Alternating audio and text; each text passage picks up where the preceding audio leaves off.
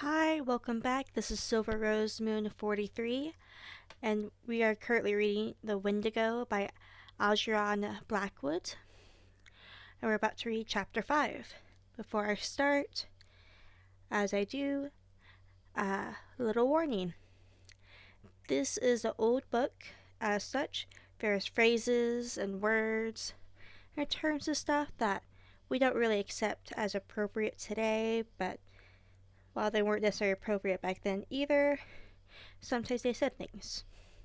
It be what it be, we try to become better as society. And also sometimes they just swear. We do that nowadays too. Not everybody does, I prefer not to, but I'm human, I slip up. Alright, now let's get into the thick of things. Chapter 5. For a man of his years and inexperience, only a canny Scot, perhaps, grounded in common sense and established in logic, could have preserved even that measure of balance that this youth somehow or other did manage to preserve through the whole adventure. Otherwise, two things he presently noticed while forging pluckily ahead must have sent him headlong back to the comparative safety of his tent, instead of only making his hands close more tightly upon the rifle stock, while his heart, trained for the wee Kurt, sent a wordless prayer winging its way to heaven. Both tracks he saw had undergone a change, and this change, so far as it concerned the footsteps of the man, was in some indecipherable manner appalling. It was in the bigger tracks he first noticed this, and for a long time he could not quite believe his eyes. Was it the blown leaves that produced odd effects of the light and shade, or that the dry snow, drifting like finely ground rice about the edges, cast shadows and highlights, or was it actually the fact that the great marks had become faintly colored? For round about the deep, plunging holes of the animal there now appeared a mysterious reddish tinge that was more like an effect of the light than of anything that dyed the substance of the snow itself. Every mark had it, and had it increasingly, the indistinction of fiery tinge that painted a new touch of ghastliness into the picture. But wholly unable to explain or to credit it, he turned his attention to the other tracks, to discover if they too bore similar witness. He noticed that these had meanwhile undergone a change that was indefinitely worse, and charged with far more horrible suggestion. For in the last 100 yards or so he saw that they had grown gradually into the semblance of the parent tread.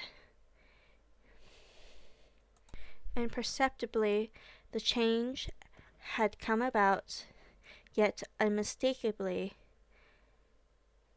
it was hard to see where the change first began. The result, however, was beyond question. Smaller, neater, more cleanly modelled, they formed now an exact and careful duplicate of the larger track beside them. The feet that produced them had, therefore, also changed, and something in his mind reared up with loathing and with terror as he saw it. Simpson for the first time hesitated then, ashamed of his alarm and indecision, took a few hurried steps ahead. The next instant stopped dead in his tracks. Immediately in front of him all sign of the trail ceased. Both tracks came to an abrupt end on all sides. For hundreds of yards and more he searched in vain for the last indication of their continuance. There was nothing. The trees were very thick just there. Big trees, all of them, spruce, cinder, hemlock. There was no underbrush. He stood looking about him, all distraught, bereft of any power of judgment. Then he set to work to search again and again, and yet again, but always with the same result, nothing. The feet that printed the surface of the snow thus far had now, apparently, left the ground. And it was in that moment of distress and confusion that the whip of terror laid its most nicely calculated lash about in his heart. It dropped with deadly effect upon the sore spot of all, completely unnerving him. He had been secretly dreading all the time that it would come, and it come it did. For overhead, muted by the great height and distance, strangely thin and wailing, he heard the crying voice of Defago, the guide. The sound dropped upon him out of that still, wintry sky with an effect of dismay and terror unsurprising. The rifle fell to his feet.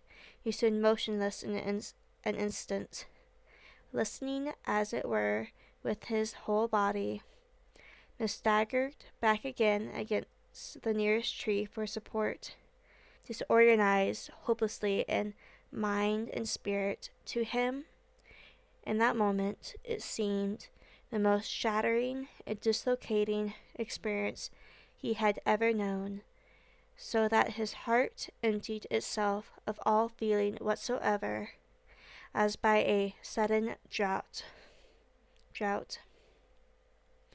Oh, oh, this fiery height! Oh, my feet of fire, my burning feet of fire! Ran in far beseeching accents of indescribable appeal this voice of anguish drowned the sky, once it called the silence through all the listening wilderness of trees.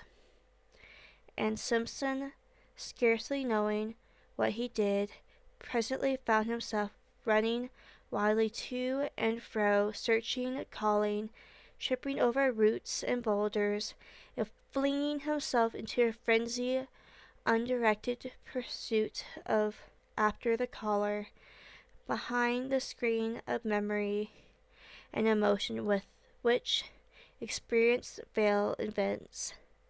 He plunged, distracted and half deranged, picking up false lights like a ship at sea, terror in his eyes and heart and soul, for the panic of the wilderness had called to him, and that far voice, the power of untamed distance, the enhancement of the dislocation that destroys. He knew in that moment all the pains of someone hopelessly and irreversibly lost, suffering the lust and travail of a soul in that final loneliness, a vision of Defago, eternally haunted, driven, and pursued across the skyty vastness of those ancient forests, fled like a flame across the dark ruins of his thoughts. It seemed ages before he could find anything in the chaos of his disorganized sensations to which he could anchor himself steadily for a moment and think. The cry was not repeated. His own hoarse calling brought no response. The inscrutable forces of the wild had summoned their victim beyond recall. and held him fast.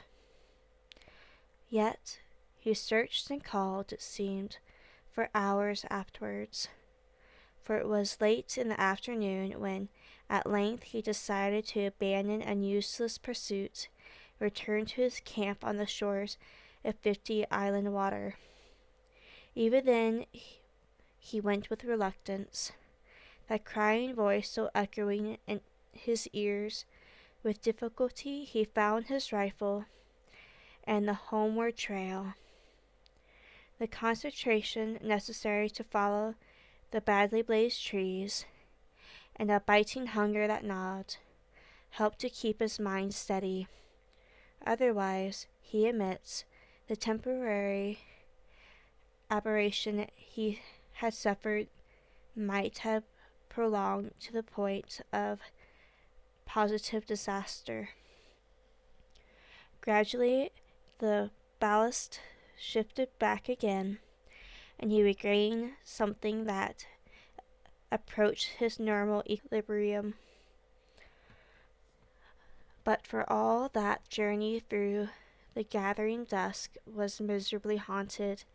He heard innumerable following footsteps, voices that laughed and whispered, and saw figures crouching behind trees and boulders, making signs to one another for a concerted attack. The moment he had passed, the creeping murmur of the wind made him stand and listen.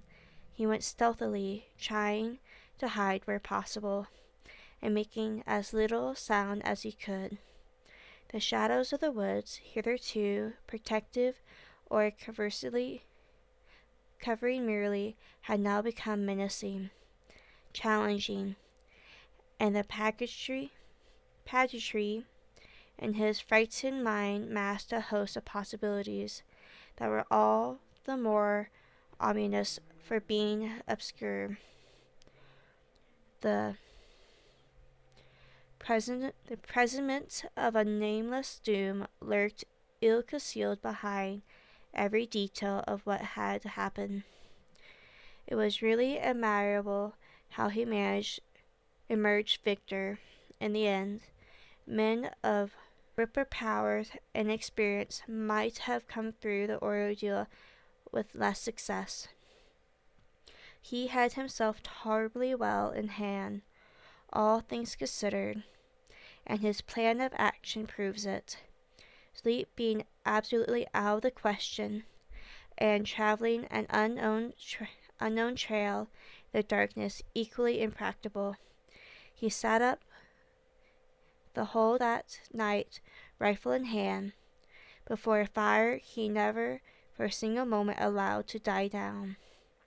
The severity of the haunted vigil marked his soul for life, but it was successfully accomplished, and with first signs of dawn he set forth upon the long return journey to the home camp to get help. As before, he left a written note to explain his absence and to indicate where he had left a plentiful cache of food and matches, though he had no expectation that any human hands would find them. How Simpson found his way alone by the lake and forest might as well make a story in itself, for to hear him tell it is to know the passionate loneliness of a soul that a man can feel when wilderness holds him in the hollow of its illimate hand and laughs. It is also to admire his indomitable pluck. It claims no skill, declaring that he followed the almost invisible trail mechanically and without thinking, and this doubtless is the truth. He relies upon the guidance of the unconscious mind, which is instinct, perhaps too some sense of orientation known to animals and primitive men may have helped as well. For though all that tangled region he succeeded in reaching the exact spot where Defago had hidden the canoe nearly 3 days before with the remark, "Strike due west across the lake into the sun to find the camp." There was not much sun left to guide him, but he used his compass to the best of his ability, embarking in the frail craft for the last 12 miles of his journey with a sense of immense relief that the forest was at last behind him, and fortunately the water was calm. He took his line across the center of the lake instead of coasting around the shores for another 20 miles. Fortunately, too, the other hunters were back. The light of the fires furnished a steering point without which he might have searched all night long for an actual position of the camp. It was close upon midnight, all the same, when his canoe grated on the sandy cove, and Hank, Pluck, and his uncle, disturbed in their sleep by his cries, ran quickly down and helped a very exhausted and broken specimen of a Scottish humanity over the rocks towards a dying fire.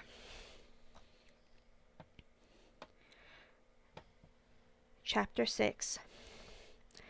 The sudden entrance of his prosmic uncle into the world of wizardry and horror that had haunted him without interruption now for 2 days and 2 nights had the immediate effect of giving to the affair an entirely new aspect. The sound of that crisp "Hello, my boy," and "What's up now?" and the grasp of that dry and vigorous hand introduced another standard of judgment. A revision of feeling washed through him. He realized that he had let himself go rather badly. He even felt vaguely ashamed of himself. The native hard-headedness of his race reclaimed him, and this doubtlessly explains why he found it so hard to tell the group around the fire everything. He told enough, however, for the immediate decision to arrive that a relief party must start at the earliest possible moment, and that Simpson, in order to guide it capably, must first have food, and above all, sleep. Dr. Cathcart, observing the lad's condition more shrewdly than his patient knew, gave him a slight injection of morphine. For 6 hours he slept like the dead. From the description carefully written afterwards by the student of divinity, it appears that the account he gave to the astonished group omitted sundry vital and important details. He declares that, with his uncle's wholesome, matter-of-fact countenance staring him in the face, he simply had not the courage to mention them. Thus all the search party gathered, it would seem, was that Defago had suffered in the night an acute and inexplicable attack of mina, had, without food, imagined himself called by someone or something, and had plunged into the bush after it without food or rifle, where he must die a horrible and lingering death by cold and starvation unless he could be found and rescued in time. And time, moreover, meant at once. In the course of the following day, however, they were off by 7, leaving Punk in charge with instructions to have food and fire always ready. Simpson found it possible to tell his uncle a good deal more of the story's true inwardness without dividing that. It was drawn out of him as a matter of fact by a very subtle form of cross-examination. By the time they reached the beginning of the trail, where the canoe was laid up against the return journey, he had mentioned how Defago spoke vaguely of something he called a Wendigo, how he cried in his sleep, how he imagined an unusual scent about the camp, and had betrayed other symptoms of mental excitement. He also admitted the bewildering effect of that extraordinary odor upon himself, pungent and acidic like the odor of lions, and by the time they were within an easy hour of 50 Island water, he had let slip the fact further, a foolish avowal of his own hysterical condition, as he felt afterwards, that he had heard the vanished guide call for help. He opted the singular phrase used, for he simply could not bring himself to repeat the preposterous language. Also, while describing how the man's footsteps in the snow had gradually assumed an exact miniature likeness of the animal plunging tracks, he left out the fact that they measured a wholly incredible distance. It seemed a question nicely balanced between individual pride and honesty, what he should reveal and what suppress. He mentioned the fiery tinge in the snow, for instance, yet shrank from telling that body and bed had been partly dragged out of the tent, with the net result that Dr. Cathcart, adroit psychologist that he fancied himself to be, had assured him clearly enough exactly where his mind, influenced by loneliness, bewilderment, and terror, had yielded to the strain and invited delusion. While praising his conduct, he managed at the same time to point out where, when, and how his mind had gone astray. He made his nephew think himself finer than he was by shortest praise, yet more foolish than he was by minimizing the value of evidence. Like many other materialists, that is, he lied cleverly on the basis of insufficient knowledge, because the knowledge supplied seemed to be his own particular intelligence inadmissible. The spell of these terrible solitudes, he said, cannot leave any mind untouched, any mind, that is, possessed of the higher imaginative qualities. It has worked upon yours exactly as it worked upon my own when I was your age. The animal that hunted your little camp was undoubtedly a moose, for the bellowing of a moose may have sometimes a very particular quality of sound. The colored appearance of the big tracks was obviously a defective vision in your own eyes produced by excitement. The size and stretch of the tracks we shall prove when we come to them, but the hallucinations of an audible voice, of course, is one of the commonest forms of delusion due to mental excitement.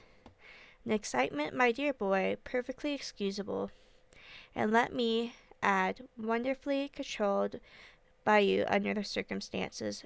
For the rest, I am bound to say you have acted with splendid courage, for the terror of feeling oneself lost in the wilderness, nothing short of awful, and had I been in your place, I don't for a moment believe I would have behaved with 1/4 of your wisdom and decision. The only thing I find uncommonly difficult to explain is that damn odor. It made me feel sick, I assure you, declared his nephew, positively dizzy. His uncle's attitude of calm omniscience, merely because he knew more psychological formula, made him slightly defiant. It was so easy to be wise in the explanation of experience one has not personally witnessed. A kind of Desolation and terrible odor is the only way I can describe it, he concluded, glancing at the features of the quiet, unemotional man beside him. I could only marvel, was the reply, that under the circumstances it did not seem to you even worse. The dry words, Simpson knew, hovered between the truth and his uncle's interpretation of the truth. And so at last they came to the little camp and found the tent still standing, the remains of the fire, and the piece of paper pinned to a stake beside it untouched. The cache, poorly contracted by inexperienced hands, however, had been discovered and opened by muskrats, mink, and squirrel. The matches lay scattered about the opening, but the food had been taken to the last crumb. "Well, fellers, he ain't here," exclaimed Hank loudly after his fashion. "And that is standard as the coal supply down below. But where he got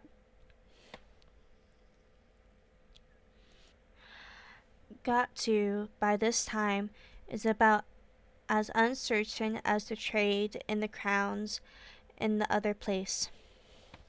The presence of a divinity student was no barrier to his language at such a time, though for the reader's sake it may be severely edited. "I suppose," he added, "that we start out as once and hunt for him like hell." The gloom of Defago probably fated oppressed the whole party with a sense of dreadful gravity the moment they saw the familiar signs of recent opacity, especially tent with the bed of balsam branches still smoothed and flattened by the presence of his body, seemed to bring his presence near to them. Simpson, feeling vaguely as if his world were somehow at stake, went about explaining the particulars in a hushed tone. He was much calmer now, though overwearied with the strain of his many journeys. His uncle's method of explaining away, rather, the details still fresh in his haunted memory helped to put ice in his emotions. "And that's the direction he ran off in," he said to his two companions, pointing in the direction where the guide had vanished that morning in the grey dawn. "Straight down there he ran like a deer in between the birch and the hemlock." Hank and Dr. Cathcart exchanged glances. "And it was about 2 miles down there, in a straight line," continued the other, speaking with something of the former terror in his voice, "that I followed his trail to the place where it stopped dead." "And where you heard him calling and caught the stench and all the rest of the wicked entertainment," cried Hank, with vocabulary that betrayed his keen distress. "And where your excitement overcame you to the point of producing illusions," added Dr. Cathcart under his breath, yet not so low that his nephew did not hear it. It was in the early afternoon, for they had travelled quickly, and there was still a good 2 hours of daylight left. Dr. Cathcart and Hank lost no time in beginning the search, but Simpson was too exhausted to accompany them. They would follow the blazoned marks on the trees, and, where possible, his footsteps. Meanwhile, the best thing he could do was keep a good fire going and rest. But after something like 3 hours' search, the darkness already down, the two men returned to camp with nothing to report. Fresh snow had covered all signs, and though they had followed the blazing trees to the spot where Simpson had turned back, they had not discovered the smallest indication of a human being, or, for that matter, of an animal. There was no fresh tracks of any kind. The snow lay undisturbed. It was difficult to know what was best to do, though in reality there was nothing more they could do. They might stay and search for weeks without much chance of success. The fresh snow destroyed their only hope, and they gathered round the fire for supper, a gloomy and despondent party. The facts indeed were sad enough, for Defago had a wife at Rat Partridge, and his earnings were his family's sole mean of support. Now that the whole truth in all its ugliness was out, it seemed useless to deal in further disguise or pretense. They talked openly of the facts and probabilities. It was not for the first time, even in the experience of Dr. Cathcart, that man had yielded to the singular seduction of solitude and gone out of his mind. Defago, moreover, was predisposed to something of the sort, for he already had a touch of melancholia in his blood, and his fibre was weakened by bouts of drinking that often lasted for weeks at a time. Something on this trip, one might never know precisely what, had suffered to push him over the line. That was all, and he was gone. Gone off into the great wilderness of trees and lakes to die by starvation and exhaustion. The chances against his finding camp again were overwhelming. The delirium that was upon him would also doubtless have increased, and it was quite likely he might do violence to himself and so hasten his cruel fate. Even while they talked, indeed the end had probably come. On the suggestion of Hank, his old pal, however, they proposed to wait a little longer and devote the whole of the following day, from dawn to darkness, to the most systematic search they could devise. They would divide the territory between them. They discussed their plans in great detail. All that men could do, they would do, and meanwhile they talked about the particular form in which the singular panic of the wilderness had made its attack upon the mind of the unfortunate guide.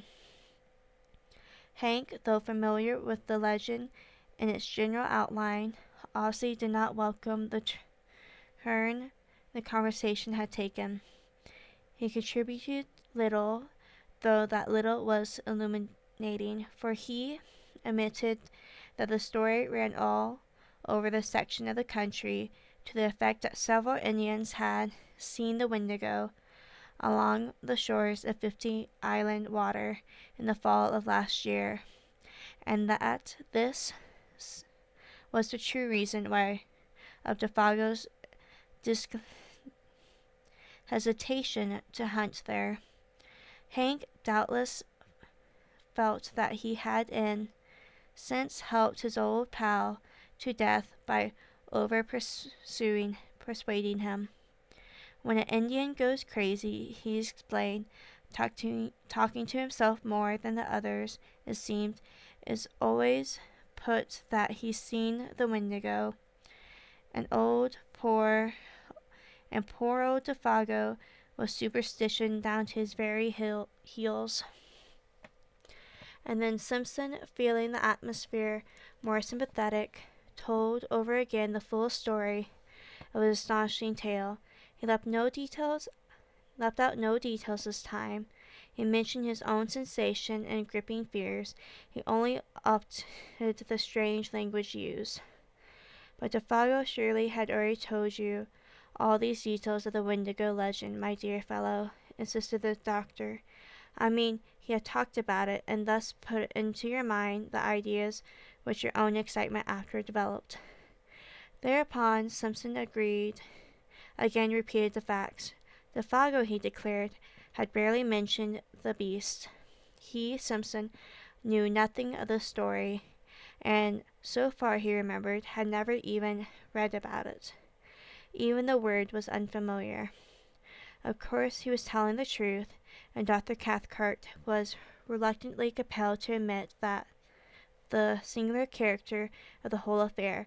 He did not do this in words so much as in manner, however.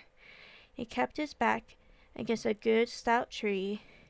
He poked the fire into a blaze the moment it showed signs of dying down.